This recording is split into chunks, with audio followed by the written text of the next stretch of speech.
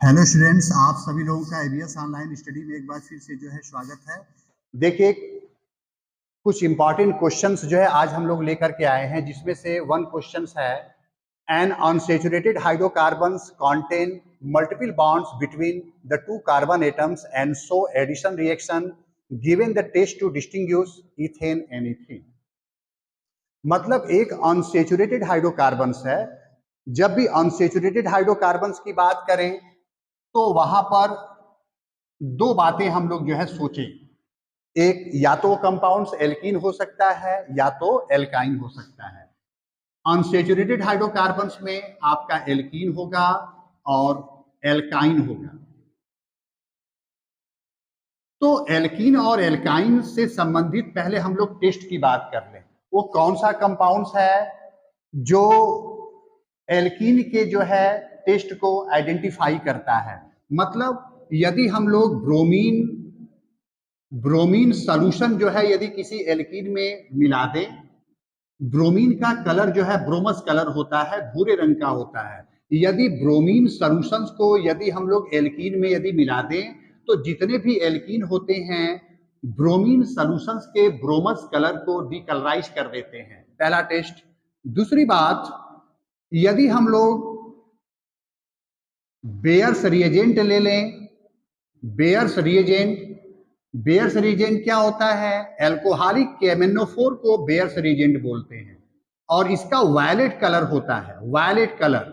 यदि हम bears reagent में कोई भी एल्कीन मिला दें तो एल्कीन बेयर्स रिएजेंट के वायलेट कलर को डिकलराइज कर देते हैं। That means all the alkenes will decolorize the bromous color of bromine solution and all the alkenes will decolorize the violet colorations of Bayer's reagent. This is the test of alkene. In the case of alkyne, alkyne के लिए ammoniacal cuprous chloride ले लें, NH4OH plus Cu2Cl2। दूसरा test है ammoniacal silver nitrate, AgNO3। मतलब यदि किसी alkyne में अमोनिकल क्यूप्रस क्लोराइड यदि मिला दें तो रेड प्रेसिपिटेट बनता है और किसी एल्काइन में अमोनिकल सिल्वर नाइट्रेट मिला दें तो व्हाइट प्रेसिपिटेट बनता है। मतलब जितने भी एल्काइन होते हैं जनरली आगे जाएंगे तो टर्मिनल एल्काइन ही ये शो करते हैं।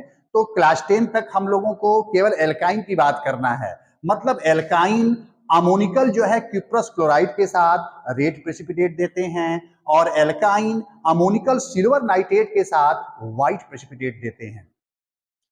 तो चलते हैं हम लोग अपने क्वेश्चंस की तरफ। An unsaturated hydrocarbons contain multiple bonds between the two carbon atoms and show addition reaction. अच्छा, चलिए, जितने भी अनसैचुरेटेड हाइड्रोकार्बन होते हैं वो एडिशन रिएक्शन शो करते हैं और saturated hydrocarbon substitution reaction show करते हैं। तो यहां पे कह रहा है कि carbon atom show addition reaction given the test to distinguish ethane and ethene. Ethane और इथीन को कैसे हम डिस्टिंग्विश करेंगे? इथेन का फार्मूला C2H6 होता है और इथीन का फार्मूला C2H4 होता है।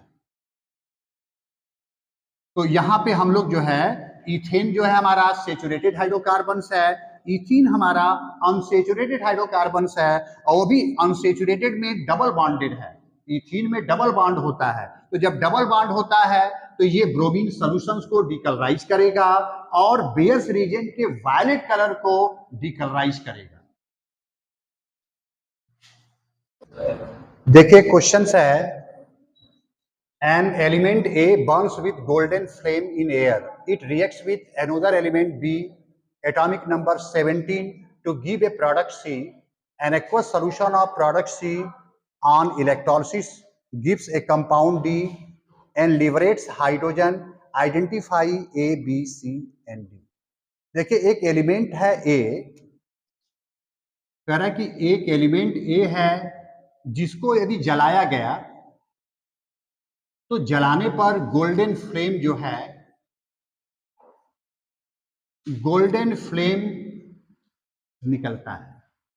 फिर ये कह रहा है कि ये जब बी के साथ रिएक्शन किया जिसका एटॉमिक नंबर 17 है एटॉमिक नंबर 17 है, तो एक प्रोडक्ट सी बना। An aqueous solution of product C, C का जब हम लोग एक्वस सॉल्यूशंस की बात किए, aqueous solution of C on electrolysis, उसका इलेक्ट्रोलिसिस कराए, इलेक्ट्रोलिसिस कराए तो एक कंपाउंड जो है डी बना और इसके साथ हाइड्रोजन गैस भी बाहर निकला। तो हम लोगों को ए से डी तक की पहचान करना है कि वो कंपाउंड जो है या एलिमेंट क्या है। तो यहां पे कह रहा है कि ए एक ऐसा एलिमेंट है जिसको जलाने पर गोल्डन फ्लेम जो है एयर में निकलता है। तो गोल्डन फ्लेम एयर में निकलने का मतलब ये संभावित है कि वो सोडियम मेटल हो सकता है, क्योंकि सोडियम मेटल को ही जो है एयर में जलाने पर गोल्डन फ्लेम जो है निकलता है।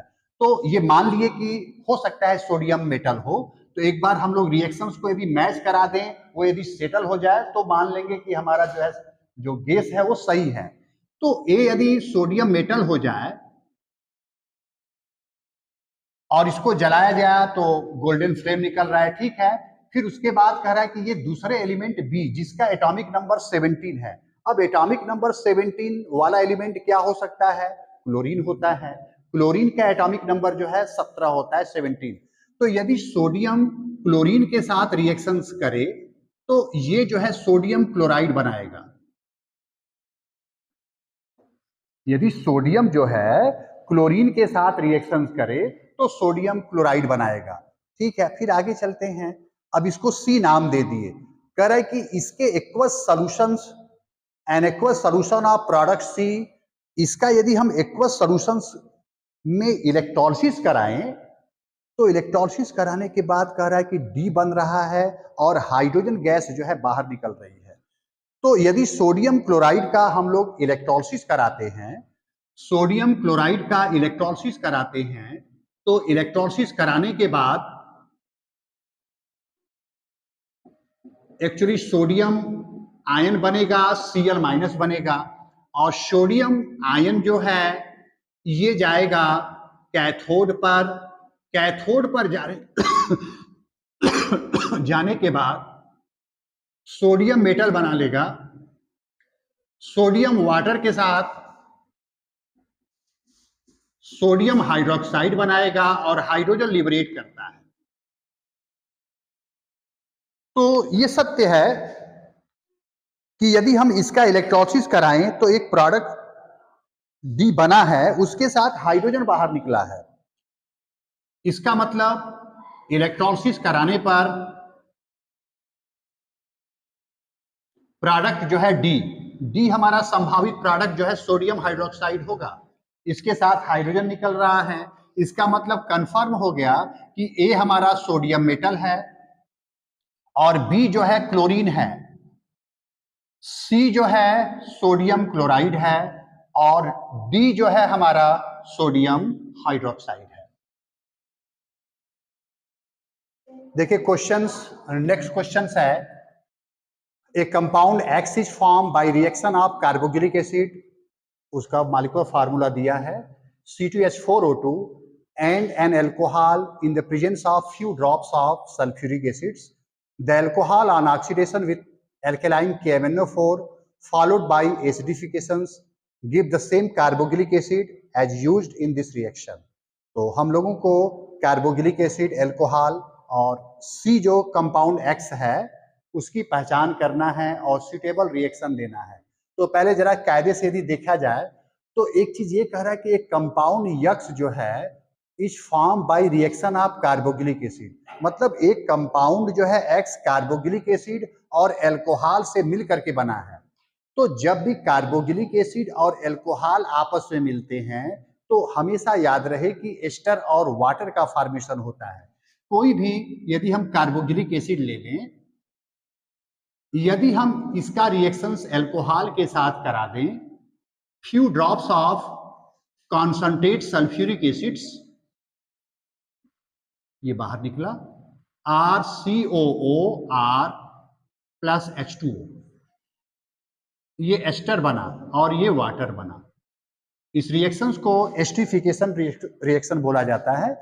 मतलब किसी भी कार्बोक्सिलिक एसिड को अल्कोहल के साथ कॉन्संट्रेट सल्फ्यूरिक एसिड की प्रेजेंस में रिएक्शंस कराने पर एस्टर और वाटर का ही फॉर्मेशन होता है। इसका मतलब कंपाउंड एक्स जो होगा वो हमारा एस्टर होगा, और कार्बोक्सिलिक एसिड हमारा जो है C2H4O2 है। इसको थोड़ा सा ओपन करके लिख दीजिए, CH3COOH। कार्बन यहां 2 है, 2 कार्बन है, हाइड्रोजन 4 है और 2 O है। अब एक एल्कोहल के साथ रिएक्शंस करता है। अब एल्कोहल में ये नहीं बताया कि वो एल्कोहल क्या है। The alcohol on oxidations with alkaline KMnO4 followed by esterification give the same carboxylic acid। लेकिन ये कह रहा है कि वो एल्कोहल ऐसा हो कि जिसका जो है एल्केलाइन KMnO4 के साथ ऑक्सीडेशंस कराने पर यही बने। यदि हम एल्कोहल के जगह CH3CH2OH ले लें, एक इस तरह का एल्कोहल ले लें, यदि इसका ऑक्सीडेशंस करा दें तो ये वाला पार्ट KMnO4 की प्रेजेंस में ये COOH में कन्वर्ट हो जाता है, माने CH3COOH बनता है। इसका मतलब जो हमारा एल्कोहल होगा वो C2H5OH होगा, एथिल एल्कोहल होगा। तो एल्कोहल की जगह C2H5OH ले लें, यहां से वाटर बाहर निकलेगा। In the presence of few drops of concentrate sulfuric acids CH3COO C2H5 plus water. तो यदि हम इसको X नाम दे दें, नहीं X जो है हमारा ये है, दिस इज X, यदि X नाम दे दें और कार्बोक्सिलिक एसिड्स को कह रहा है कि A नाम देना है, तो ये कार्बोक्सिलिक एसिड हो गया। एल्कोहल को कह रहा है B नाम दे दीजिए, तो A is your ethanoic acids, B जो है एथिल एल्कोहल या इथेनॉल, C जो है एथिल इथेनोएट, ये हमारा जो है X हो जाएगा।